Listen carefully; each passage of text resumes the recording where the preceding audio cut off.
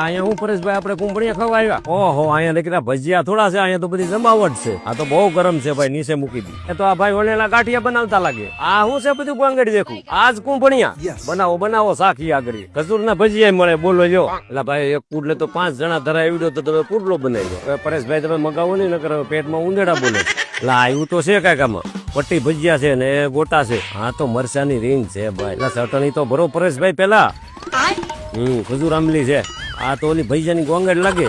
આજ કુંભણિયા ભજીયા એમને આપણે કહેતા હતા ભજીયાની ગોંગડ પર લાગે બહુ મીઠું. હા હું મગાવ્યું પરેશભાઈ બીજું. હા સમજાતું નથી આ શું છે.